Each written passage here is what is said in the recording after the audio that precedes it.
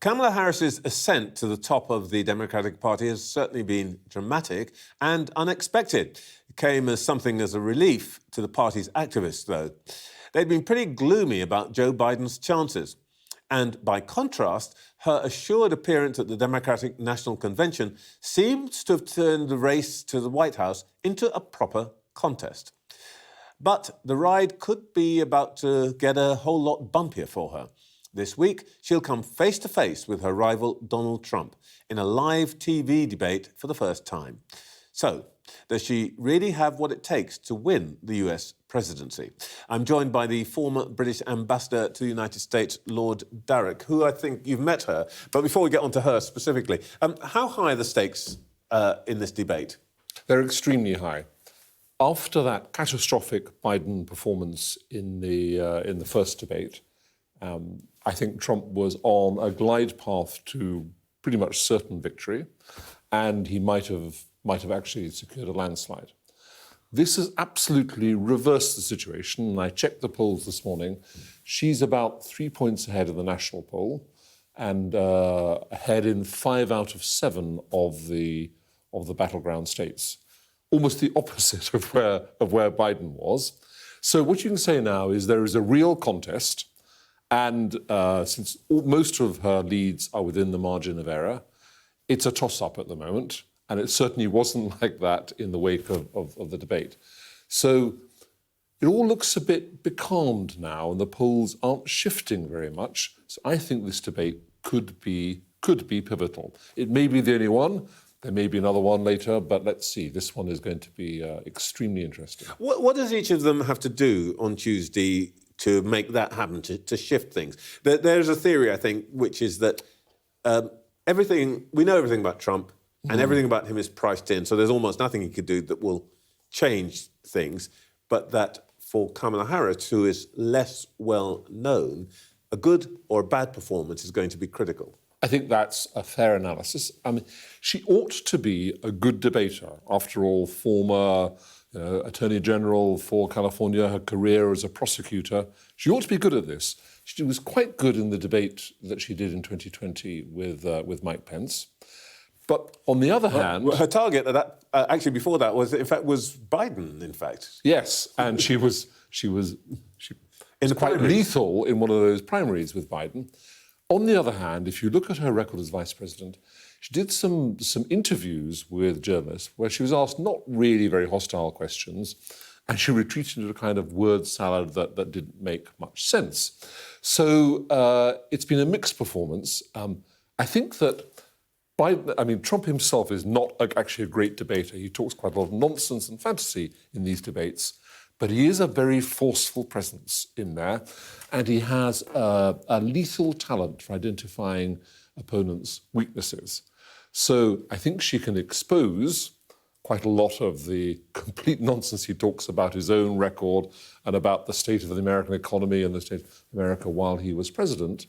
But she has to have some defences for the attacks he's bound to launch on her.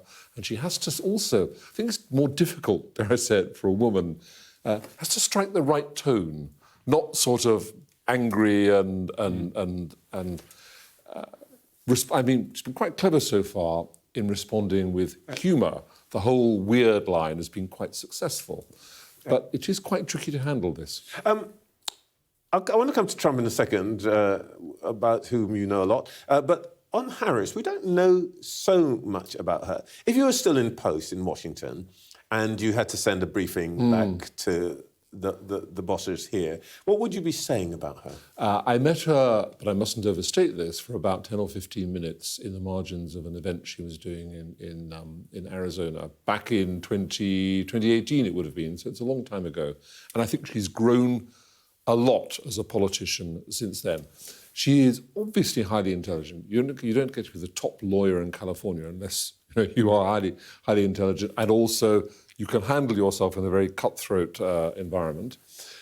She's quite a private person. She doesn't, unlike Trump, who oozes charisma, who fills the room with his presence. She's not like that at all. She's much more sort of thoughtful, a bit more reserved. She's highly disciplined. Also, she's not like Biden, who has a folksy anecdote for every response that he formulates. She doesn't do that. America's grandpa. Exactly. So she's very different from both of them. But look, she is in her own way formidable, and I think her handling of her candidacy since the Biden resignation and her performance of that debate at that convention has been pretty much flawless. So far, she's been very impressive. But this is a bigger test. Do we know anything about her views on foreign policy, particularly special relations? Yeah, she's not a great foreign policy geek, to be honest. If you look at her record as a senator, most of the things she focused on were social issues, abortion rights, this kind of thing. It's very much domestically focused. Her national security advisor is an old friend of mine, and Phil Gordon, and under his advice, I think she will have improved a lot her foreign policy knowledge, but she's not a big foreign policy person. She hadn't travelled a lot in Europe before becoming vice president, so there's a big learning curve for her. She'll have done her briefing, she's very professional, she'll know her stuff now, but it's not her comfort zone. You know the other candidate a lot better, and you famously described Donald Trump's administration as inept and insecure. Have you changed your view about that at all? I don't think. I mean, I worry more about a Trump second term than his first term, because first of all, he'll be better prepared. He'll have a greater understanding of how to get his agenda through. Second, and foreign policy, which is my area, his ideas on Ukraine, his comments on NATO, his threat of imposing tariffs on the rest of the world. This is all very dangerous stuff, I think. So I'm more worried about a Trump second term in the foreign policy sphere than I was in the first term. But, you know, Trump isn't a great policy person. And if you listen to his speeches now, it's mostly a catalogue of his grievances with some very vague references to what he might do as president. So it's a bit of an unknown quantity. It is quite tricky because several of our now leading politicians have expressed themselves quite freely on the subject of Donald Trump.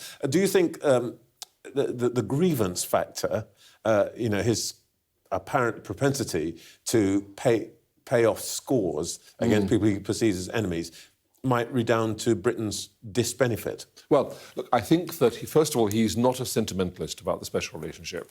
And we got even though it was a Conservative government at the time, not Labour government, we got no special deals or favours from him in his first presidential term, 2016-2020. He still imposed tariffs on some of our exports to America. And there wasn't, as you know, an especially warm relationship with Theresa May, although it was better with Boris Johnson, still no favours in there. So I wouldn't talk up expectation of the special relationship. I think that he will be briefed, because he always wants to know what people have said about him, about what some senior Labour politicians have said about him. I don't think Keir Starmer has been out there on Twitter or whatever being quite so critical. And I think, the British government will do its best, but it's going to be difficult with him. I mean, all European governments will find that. Starmer is off to Washington at the end of this week. What's your 30-second briefing to what to watch out for? What should he do? I think he needs to talk to Starmer about to Biden about Ukraine, because what the West is doing at the moment is giving Ukraine just enough to ensure it doesn't lose, but not enough to win. And what's the trajectory there? I think he needs to say to Biden, is there more that you can do? Although goodness knows Biden's tried hard enough to stop the conflict in Gaza, because first of all, it's risking escalation to the rest of the Middle East, and second, it's doing huge damage to Western relations with what's called the Global South. And so that's a really critical issue. And I think you can ask Biden's views on how the election is likely to go, and what he rates as Kamala Harris's prospects. But that is all down to Kamala Harris, not Joe Biden. Kim Darroch, thank you so much for your time. My pleasure, thank you.